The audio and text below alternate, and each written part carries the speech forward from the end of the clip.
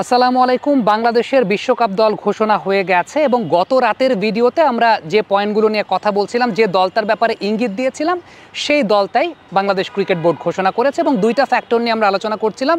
Death ওভার্সে সাইফুদ্দিনের yorker মারার কম ratio, in fact 4 ম্যাচে মাত্র 6টা ইয়র্কার মেরেছিলেন, এবং সেই সঙ্গে তানজিম হাসান সাকিবের এফোর্ট, তার কিননেসের ব্যাপারটা, এবং আজকে প্রধান নির্বাচক গাজী আশরাফ হোসেন লিপু এই কথাটাই বলেছেন। এখন এটাই বিশ্বকাপে বাংলাদেশের দল, আমাদের এই দলটার প্রতি সমর্থন যোগাতে হবে। 1-2 জন প্লেয়ার হয়তো বা ফাইন টিউনিং হতে পারতো, কিন্তু হলেও খুব বেশি ম্যাসিভ ডিফারেন্স ক্রিয়েট করতো না। এই দলটাকে নিয়ে বিশ্বকাপে বাংলাদেশের প্রত্যাশার জায়গাটা কি? বাস্তবতার জায়গা থেকে যদি বলি, খুব বেশি কিছু প্রত্যাশা করার জায়গা নাই, কারণ এখানকার বেশিরভাগ খেলোয়াড়ই অফ ফর্মে বা আউট অফ দ্য ফর্ম। এখন প্রশ্নের জায়গাটা হচ্ছে, কেন অফ ফর্মে থাকা ক্রিকেটারদেরকে নিয়েই টি-20 বিশ্বকাপে আমাদেরকে যেতে হচ্ছে বা যেতে হয়? একটা মজার বিষয় বলি, তা হচ্ছে 2021 সালের যখন টি-20 বিশ্বকাপ বাংলাদেশ খেলতে গেল, অন্য একটা প্ল্যাটফর্মে আমি একটা ভিডিওতে বলেছিলাম অফ ফর্মে থাকা প্লেয়ারদেরকে নিয়ে আমাদের যেতে হয়। তার পেছনে বড় কারণটা হচ্ছে, আমাদের পাইপলাইনে এই ন্যাশনাল সার্কিটের প্লেয়ারদেরকে চ্যালেঞ্জ দেওয়ার মতো আর প্লেয়ার বের হয়ে আসে না। তার পেছনে কারণটা হচ্ছে, আর কোনো ডোমেস্টিক টি-20 কম্পিটিশন নাই বিপিএল ছাড়া। 2022-এ যখন বাংলাদেশ আবার টি-20 বিশ্বকাপ খেলতে গেল, সেই সময়টাতেও আমরা একই কথা বলেছি, ডোমেস্টিক আর কোনো টি-20 কম্পিটিশন নাই, যে কারণে পাইপলাইন থেকে আর কোনো প্লেয়ার উঠে আসছে না যারা এখনকার সময় থাকা প্লেয়ারদেরকে চ্যালেঞ্জ জানাতে পারে। দেখেন, 2024 সালে আবারও টি-20 বিশ্বকাপে বাংলাদেশ যাচ্ছে, আবারও আমাকে একই কথা বলতে হচ্ছে, ডোমেস্টিক আর কোনো টি-20 কম্পিটিশন নাই যাতে পাইপলাইন থেকে প্লেয়ার উঠে এসে, টি-20-র প্লেয়ার উঠে এসে এদেরকে রিপ্লেস করতে পারে।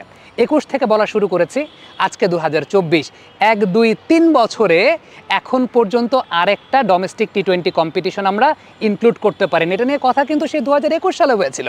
কী কী বিষয়ে কথা বলেছি, ব্যাপারগুলো আরেকটু আপনাদেরকে নতুন করে শোনাই। টি-20 কম্পিটিশন যদি না থাকে, তাহলে টি-20-র প্লেয়ার আসলে কোত্থেকে বের হবে? খুব সিম্পল একটা ব্যাপার চিন্তা করেন। পারভেজ হোসেন ইমন, তিনি যখন বঙ্গবন্ধু টি-20-তে সেঞ্চুরি করলেন, তারপরের 1 বছর তার আর কোনো টি-20 খেলার এক্সপিরিয়েন্স নাই। এখন ওই যে ফর্মটা তিনি পেয়েছিলেন, ওই ফর্মটাকে ক্যারি করবেন তিনি কোথায়? ডোমেস্টিকে তো আর কোনো টি-20 কম্পিটিশন নাই, ইমিডিয়েটলি তিনি ইন্টারন্যাশনাল ক্রিকেটে ওইভাবে সার্ভাইভ করতে পারেন নাই। সো তিনি নিজেকে আসলে কোথায় ক্যারি করবেন? মেহেদী মারুফের কথা সবচেয়ে বেশি করে বলতে হয়। মেহেদী মারুফ একটা বিপিএলে দুর্দান্ত পারফর্ম করলেন, কিন্তু দুর্দান্ত পারফর্ম করার পর পরের বিপিএলে তার আলটিমেটলি পারফরমেন্স নেই, কারণ মাঝখানের 1 বছর তার তো টি-20 খেলার প্র্যাকটিসই নাই। মাঝখানের 1 বছর তিনি টি-20 ক্রিকেট খেলেনই না। সো আলটিমেটলি আপনার যখন টি-20 প্লেয়ারই নাই, নতুন প্লেয়ার উঠে আসে না। বিপিএলের একটা মজার কথা বলি, বিপিএলের বেশ কয়েকটা ফ্র্যাঞ্চাইজির সঙ্গে প্রত্যক্ষ পরোক্ষভাবে ধরেন আমিও কাজ করেছি। একটা বিষয় লক্ষণীয়, তা হচ্ছে নতুন প্লেয়ারদেরকে আমরা নিতে পারি না। নতুন প্লেয়ারদেরকে নিতে পারি না এই কারণে, কীভাবে নিব আসলে, কোত্থেকে নেব, মানে কি স্ট্যাটিস্টিক্সের উপর বেস করে নেব? ধরেন জাকের আলী অনেক এবার বিপিএল থেকে ন্যাশনাল টিমে চান্স পেয়েছে, জাকের কিন্তু এবার নতুন বিপিএল খেলেন নাই। জাকের বিপিএল শুরু করেছেন 2017-18 মৌসুমে। তার মানে 6-7 বছর জাকের খেলে একটা শেপে নিজেকে এনেছেন। যদি 2017-18 মৌসুমে যখন জাকের বিপিএল খেলেছেন, ওই সময়টার পর আরেকটা ডোমেস্টিক কম্পিটিশন থাকতো যেখানে নিজেকে তিনি আরও ফ্লারিশ করতে পারতেন, তাহলে তার হয়তো একটা সেটেলমেন্ট আসতো। এখন বিপিএলে যে ফ্র্যাঞ্চাইজিরা নতুন প্লেয়ারদেরকে নেবে, কোনো স্ট্যাটিস্টিক্স নাই তো। এই যে শেখ জামাল ধানমন্ডি ক্রিকেট একাডেমি দেখছেন, এই জায়গায় ন্যাশনাল টিমের বাইরে থাকা ডোমেস্টিক অনেক প্লেয়ার প্র্যাকটিস করেন, লিস্টে ফার্স্ট ক্লাস অনেক প্লেয়ার প্র্যাকটিস করেন। তাদের একটা আফসোসের জায়গা যে, ভাই আমরা তো টি-20 ক্রিকেটই খেলি না, তাইলে আমরা সত্যিকারের অর্থে যখন বিপিএলে বছরে একটা সময় খেলি, নিজের বেস্ট পারফরমেন্সটা আমরা কীভাবে দেব? নিজের বেস্ট পারফরমেন্স দেওয়ার তো আসলে জায়গা নেই। আর নতুন প্লেয়ারের কথা বলেন, হাবিবুর রহমান সোহান। হাবিবুর রহমান সোহান আমাদের এই শেখ জামাল ক্রিকেট একাডেমিরই প্রোডাক্ট। এখন হাবিবুর রহমান সোহানকে অনেকভাবে প্রমোট করে বিপিএল পর্যন্ত আমাদেরকে নিয়ে যেতে হয়েছে। হ্যাঁ, সোহান বিপিএল খেলার মতো পর্যায়ে প্রস্তুত ছিল কিনা সেটা একটা প্রশ্নের জায়গাটা আছে, এটা নিয়ে অনেকে আমাকে ক্রিটিসাইজও করেছেন। কিন্তু ভাই সত্যিকার অর্থে যদি বিপিএল পর্যন্ত না দিই, মাঝখানে তো আর টি-20 টুর্নামেন্টই নেই, ওর ট্যালেন্টটাকে দেখাবে কোথায়? সো আমরা রিস্ক নিয়েছিলাম সোহানকে ওই পর্যন্ত খেলানোর জন্য, যাতে একটা ছেলেকে অন্তত আমরা প্রমোট করতে পারি ওই জায়গাটা। হ্যাঁ, বিপিএল পর্যন্ত গেছে, এখন 5-6 বছর বিপিএল ওই লেভেলটা খেললে হয়তো বা জাকের আলীর মতো নিজেকে ও শানিত পরিশীলিত করতে পারবে। কিন্তু সত্যিকারের অর্থে বিপিএল পর্যায়ে পর্যন্ত যে যাবে ছেলেরা, একটা ছেলে ধরেন এই একাডেমিতে অনেক ছেলে প্র্যাকটিস করে, ন্যাশনাল সার্কিটের ভেতর থাকা, ধরেন প্রিমিয়ার লিগ খেলে, লিস্টে ক্রিকেট খেলে, ফার্স্ট ক্লাস ক্রিকেট খেলে, এনসিএল খেলে, তো ওরা কিন্তু প্র্যাকটিসই করে হচ্ছে ডিপিএলকে কেন্দ্র করে, ঢাকা প্রিমিয়ার লিগকে কেন্দ্র করে। ওরা যে T20-কে বেস করে প্রিপারেশন নেবে, নাই তো ডোমেস্টিক কম্পিটিশন। বিপিএলে চান্স ওদেরকে কিভাবে দিবে? আগে তো একটা ডোমেস্টিক কম্পিটিশন থাকতে হবে যেখান থেকে পারফর্ম করে ও যাবে সেই জায়গাটা। তো এসব কারণেই যেটা হয় তা হচ্ছে নাজমুল শান্ত তিনি আউট অফ ফর্মে আছেন। এখন আউট অফ ফর্মে থাকলেও তাকে আপনার নিয়ে যেতে হবে। নিয়ে যেতে কেন হবে? কারণটা হচ্ছে শান্তকে রিপ্লেস করার মতো ডোমেস্টিক কম্পিটিশন থেকে কোনো নতুন ট্যালেন্ট উঠে আসে নাই। এখন ডোমেস্টিক কম্পিটিশনে নাই, তাহলে ডোমেস্টিক কম্পিটিশন থেকে উঠে আসবে কীভাবে?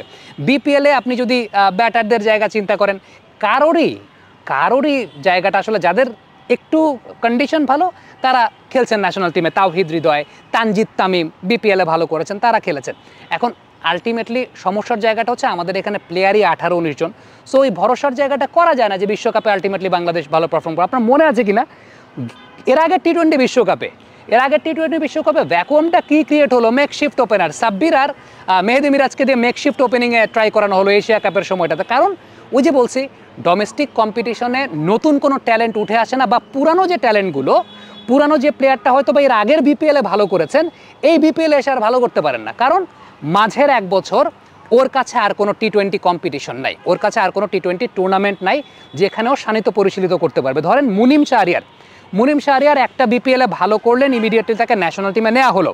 ন্যাশনাল টিমে মুনিম যখন ফ্লপ করলেন, এরপর ওর T20-তে ফ্লোতে আসার জায়গা কোথায়? ওকে বিপিএলে কোনো দল নেয় না। এখন বিপিএলে ফ্র্যাঞ্চাইজিরা তো নিবেই না, ঠিক আছে ও ন্যাশনাল টিমে ভালো করে নাই, ও আউট অফ সাইট আছে, কিন্তু ওই সাইটে আসার জন্য আমার এখানে জায়গাটা কোথায়? মুনিম কোন টুর্নামেন্টটা খেলে নিজেকে ও প্রিপেয়ার করবে ফর বিপিএল?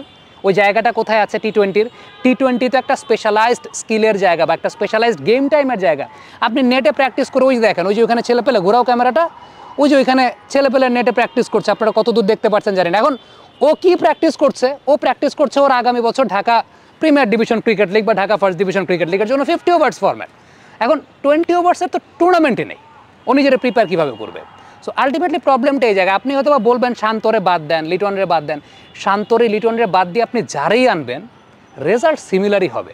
আপনি বোলিং পার্সপেক্টিভ থেকে চিন্তা করলে গেম টাইম নাই তো এখানে, নতুন প্লেয়ার আপনি খুঁজে পাবেন না। আলিসের কথা বলবেন, আলিস এই বছর এসেছিল, আলিস প্রথম বিপিএল খেলেছে 2017-18 মৌসুমে। তো আলিসও নতুন প্লেয়ার না, আলিসও পুরানো প্লেয়ার। ওই আলটিমেটলি আমাদের এখানে প্লেয়ারদের এস্টাবলিশড হতেই 6-7 বছর সময় লাগে, এবং খুব কম সংখ্যক প্লেয়ারই আসেন যারা চ্যালেঞ্জ জানাতে পারেন। চ্যালেঞ্জ জানানোর মতো নতুন ইমপ্রেসিভ ইয়াং ট্যালেন্টকে খুঁজে পাওয়া যায় না। আমরা অনেকাংশে রিস্ক নিয়ে, to be very honest, Habibur Rahman Sohan ওকে প্রমোট করেছিলাম। আমরা নিজেরাও জানতাম যে সোহান হয়তো বা ওই লেভেলটা খেলার জন্য এখনও ওইভাবে প্রিপেয়ার্ড হয় নাই, কিন্তু ওকে প্রমোট করার কারণটা ছিল দেশের ক্রিকেটের স্বার্থে একটা ছেলেকে অন্তত এগিয়ে দেয়া, যে ওকে যদি আমরা এগিয়ে না দেই আলটিমেটলি মাঝখানে তো কোনো প্লেস নাই যেখান থেকে খেলে ওর ক্যারিয়ার করতে পারবে। ওই ঢাকা প্রিমিয়ার লিগ নিয়ে ওকে চিন্তা করতে হবে, T20-র জায়গাটা গ্রো করবে না। So problem is there. আপনি যত যাই কিছুই বলেন, বিশ্বকাপে খুব বেশি আশান্বিত হওয়ার কোনো কিছু নাই। এই কারণটা হচ্ছে এই পাইপলাইনে 16, 17, 18 জন প্লেয়ার, ওই অল্টারনেট আপনি যাদেরকে চিন্তা করবেন তারা এসে এমন কিছু করবে না যেটা আসলে খুব ইমপ্রেসিভ, ওয়ান ম্যান শো করে আপনার ম্যাচ ঘুরিয়ে দিবে। সো যে দলটাই আছে সে দলটাই তাদের বেস্ট পটেনশিয়াল অনুযায়ী পারফর্ম করুক, লিটন শান্ত ফর্মে ফিরে আসার জন্য স্কিল প্র্যাকটিস করুক, এইটুকুই আমরা বলতে পারি।